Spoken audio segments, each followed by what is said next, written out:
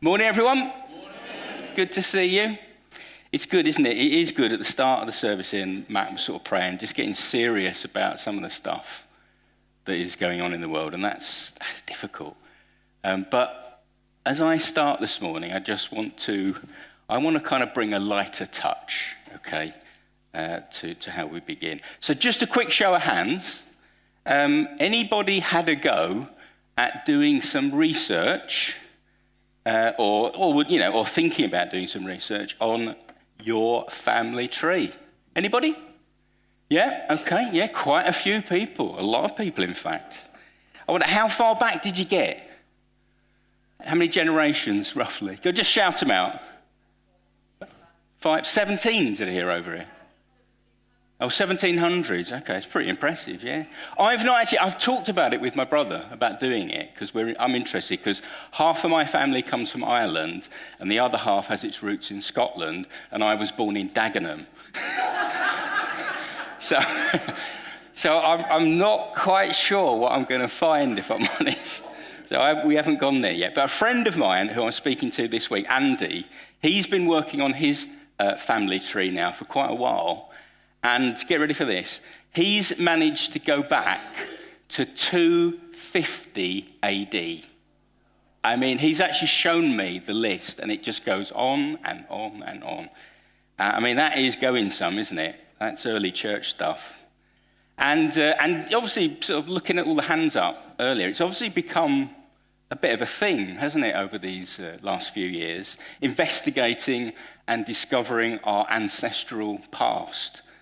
And you can even now, and maybe some of you have, send off a DNA sample with companies like Ancestry.com, and obviously helps you go sort of even further back. You can find out if you've got any Viking blood in you. And I guess there's something quite fundamental about reconnecting with our own sense of identity, who we are, where we've come from. And as I say, this question of identity is really, really quite topical. One of the best TV series that I think's picked up on this is the program, isn't it? Who Do You Think You Are? Who's seen it? How many? I'm guessing most of you. Yeah, we've all kind of watched it, haven't you? It's a series in which different celebrities go in search of their family ancestors, and usually they turn up a few skeletons, don't they, in the cupboard, and some family secrets. And often, if you've seen it, it's quite emotional, isn't it? People often shed a few tears. So by way of introducing our theme for this morning, I'd like to show you a clip of one particular episode of this program. And it's a cheeky chappie that was on the show back in 2016. And maybe he is a bit Marmite for some people. And some of you might even remember I did use this clip about 7 years ago for another talk. So it's Danny Dyer, that lovable rogue. Oh, I got it there, the Marmite moment. Oh, no, not Danny Dyer. His family has been in the Canning Town part of the East End of London for 3 generations that he knows of. So here is Danny when he finds out just how far back his family tree goes. So Elizabeth Seymour, John Seymour, Wentworths, Sir Henry Hotspur Percy, Philippa Plantagenet. Explain to me. So I don't know if that name Plantagenet. Plantagenet, obviously not, because I just said it wrong, so I have no idea. Right. Well, if you follow the line back up to the top, you'll see where that name takes us. Edward III. Edward III, that great medieval king. So Edward III, yes, he's your 22 times great-grandfather. So you are directly descended from King Edward III of England.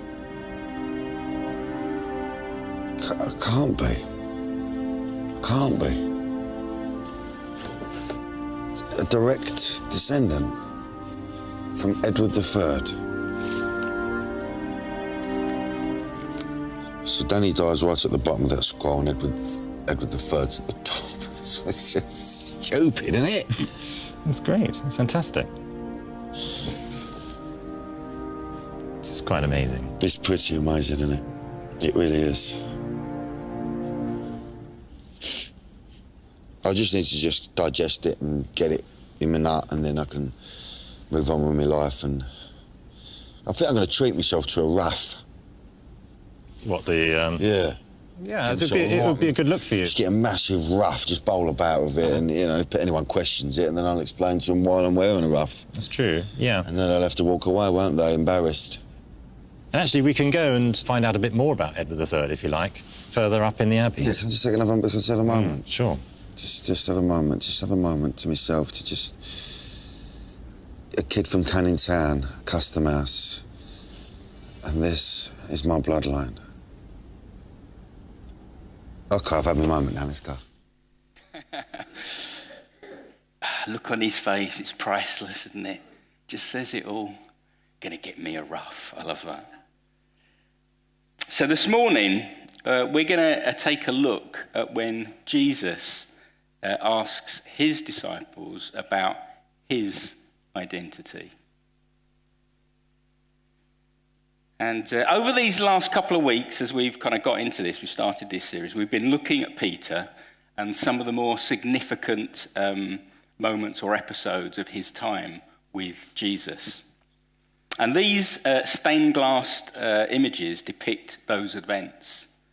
And it's interesting, I think. As I kind of looked at these and I think, Peter is shown here, isn't he, in his later life. So he looked to me, I mean, you have a look, see what you think, but I sort of thought he looked about 60, maybe even 70, depending on how generous you're going to be. You know, and not the 20 or 30 something that he probably was when these events happened. And so on the leftmost window, and thinking back to Dave's talk, we see Peter's calling in Galilee, the start of a relationship, as Dave said, setting Peter on a path that he doesn't even really know himself where it's going to lead. But he steps up and he follows Jesus and not the crowd. And then last week, Kim explored just how much Peter trusted Jesus, but how Peter so often, part of his character, isn't it, so often acts on impulse. And that a good idea is not always a God idea. And so this morning, in true play school tradition, those of you that remember that program, we're going to look through the third window. Okay?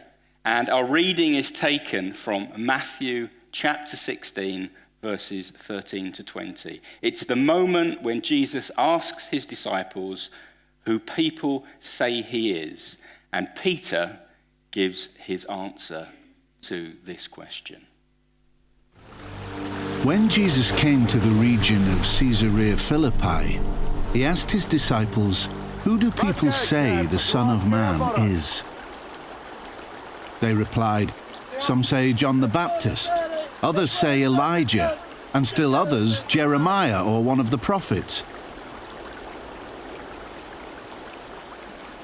"But what about you?" he asked.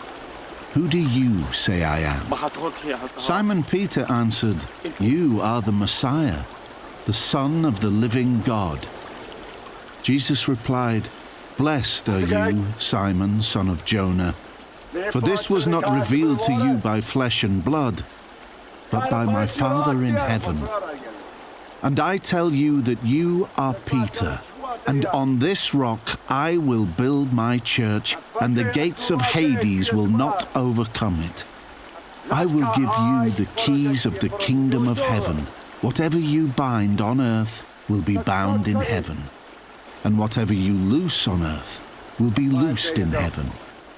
Then he ordered his disciples not to tell anyone that he was the Messiah. So here we are in chapter 16 in Matthew. The disciples have spent 2 or possibly 3 years with Jesus, and so much has happened.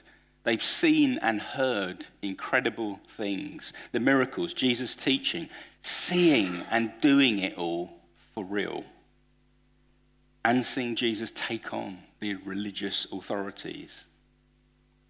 You only have to flick back a few verses to see him brushing off the Pharisees and the Sadducees when they demand a sign from heaven to prove who he is. And so Jesus decides to take the disciples well away from their normal sphere of activity to ask them a question. And he heads off north with them, away from Galilee, up to Caesarea Philippi. And that would have been about 35 miles, give or take. So, we're talking a good couple of days' walk. And I don't know about you, but it seems an odd choice. Caesarea Philippi, it wasn't a Jewish town. In fact, the very opposite. It would have been known throughout the region as a pagan center of worship, called Banias historically, and it was designated for the worship of the Greek god Pan. Now, maybe Jesus was taking them up there for a spa break, because it was a really verdant and green area because of the water. But the contrast, I don't think, couldn't have been any stronger than with Galilee. Now, Philip, one of Herod's sons, named the place for the Roman emperor, Tiberius. And this picture here gives you some idea of what it might have looked like. It was a walled city with a lot of Roman and Greek influence, as you'd expect. And you can see there at the back, if you look, the pagan temples built into the cliff face.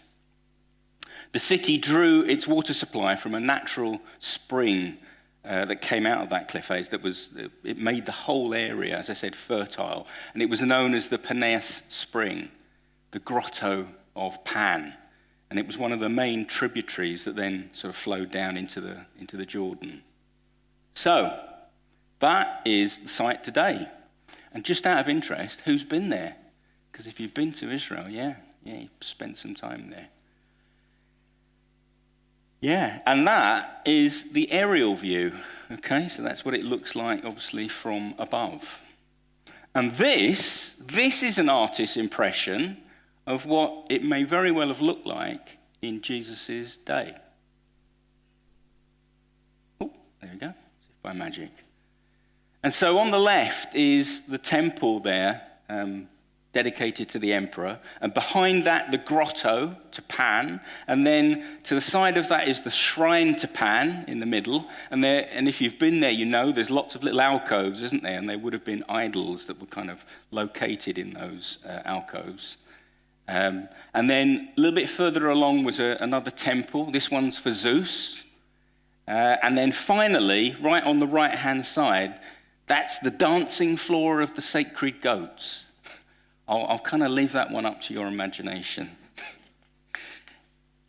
Jesus has spent the last 2 or 3 years teaching, healing the sick, calming storms, even raising the dead. And now, nearing the end of his ministry, he comes here and he asks his disciples a question. And I don't know about you, but you've got to wonder, why here?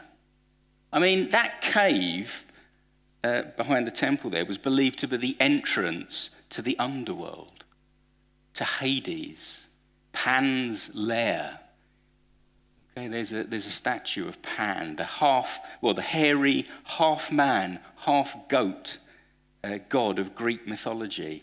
He is the original bad boy of mythology, okay? That speaks to our very basic instincts. He watched over all the wild things. And as part of their kind of pagan worship of Pan, there was some pretty dark stuff that went on up here in Jesus' day. In fact, the Greek word Pan meant all-encompassing or taken up with. And it's where we get the words like panorama or panic or pandemonium, and of course, pandemic. So what on earth were they doing here? Jesus has very deliberately chosen this setting to ask them a question. Who do the people say the Son of Man is?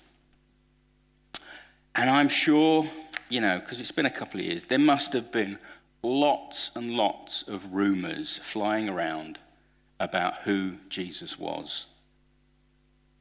And the disciples come back, John the Baptist, Elijah, Jeremiah, or one of the wild prophets. God's mouthpiece speaking out against injustice and the wicked and rebellious kings. And Jesus doesn't discount what they say, does he?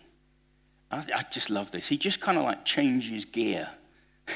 It's in one masterful stroke, and he just says, and who do you say I am?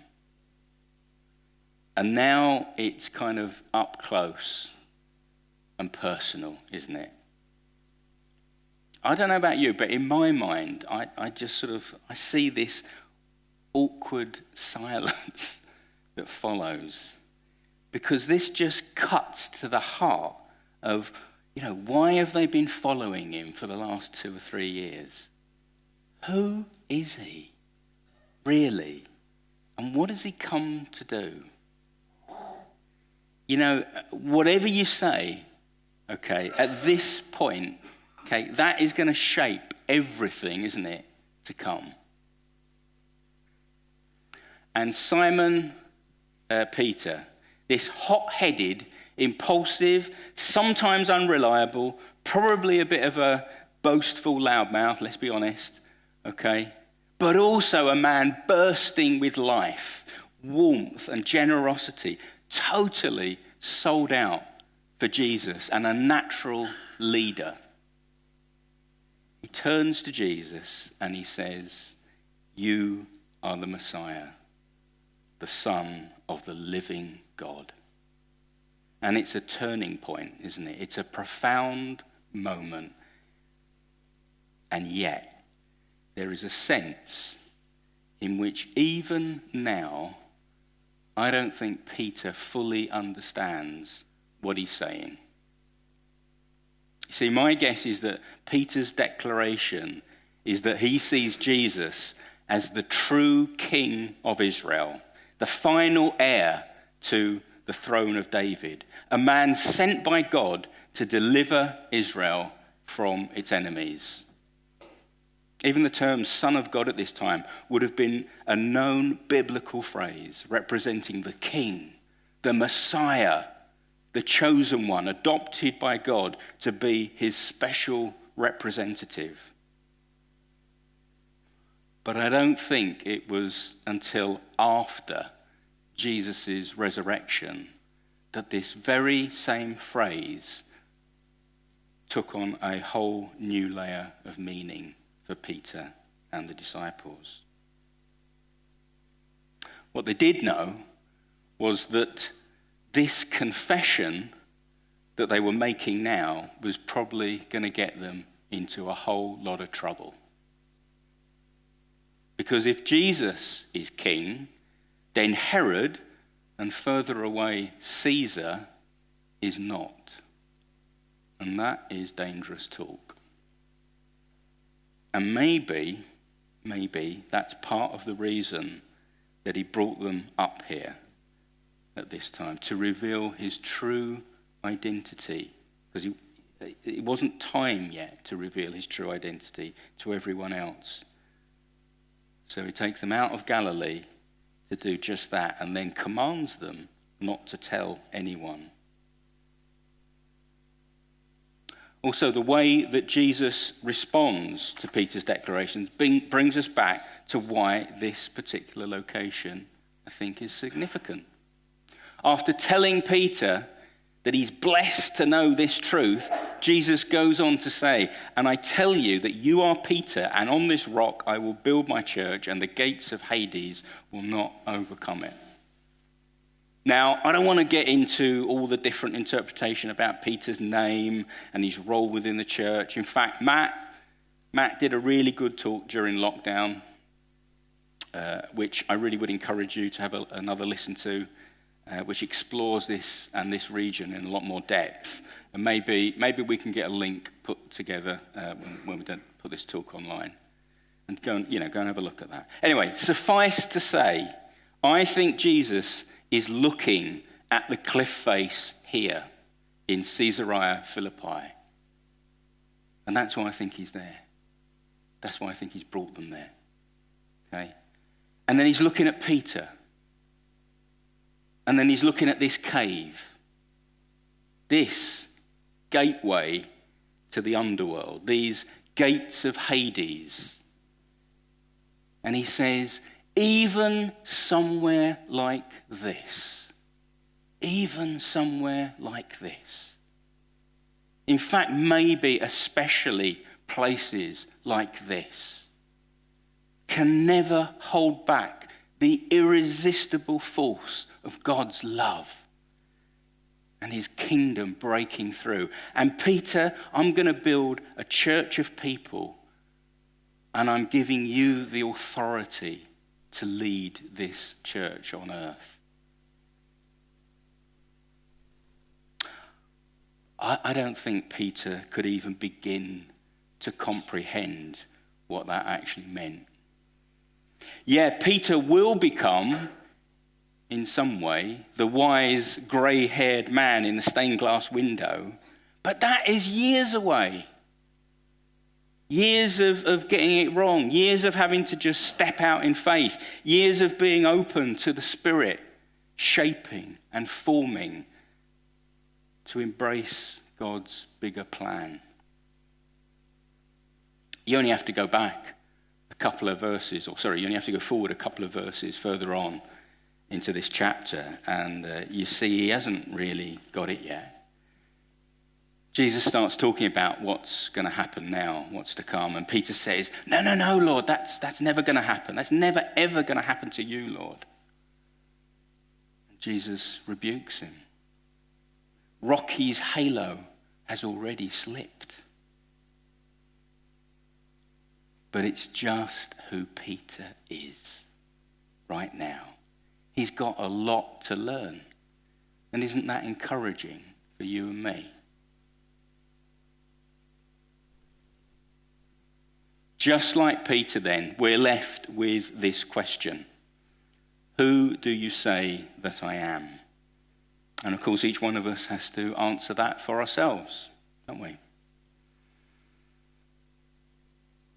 I suppose the safe answer for me, for us, is to recite the words of the creed. I believe.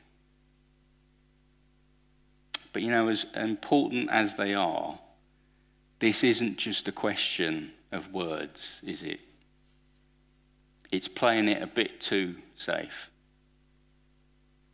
And there's nothing about God becoming a human that is safe. Not really. It's a risky business. The next few verses in this gospel in Matthew, Jesus is going to say, whoever wants to be my disciple must deny themselves and take up their cross and follow me. And whoever wants to save their life will lose it. But whoever loses their life for me will find it. This is not an easy thing. It's inside out and upside down. Do you think the question, who do you say that I am, really has everything to do with who are you willing to be? See, I don't think Jesus asks us to confess who we believe he is for his sake, but rather for ours. That we might get caught up in the irresistible power of his love and his life and become the people that we were always created to be. And like a song, then we become the music, the melody that people hear as they encounter us in our words and our actions. And the more we do that, the more God reveals his heart, a heart that aches with all those who are wronged and suffer, a heart that is full of compassion, a heart that is wounded and angry when injustice and greed go unchecked, a heart that is torn up in grief at the hate and violence we inflict on one another, a heart that loves us unconditionally, like only a parent can, a heart that always welcomes me with grace and forgiveness when, just like Peter, I mess stuff up. For Jesus, it was a life infused, wasn't it, with love and joy and peace and hope and generosity and kindness, and of course, sacrifice. So, this week, how about just sitting with this question? Give it some time. Don't rush it. Listen to God. Don't just give the answer you think you should. And maybe for some of you, this question is really less about the certainty of who Jesus is. You know that. You know that. Rather, it's more about the possibilities of what that means and how that might shape or change you. Amen.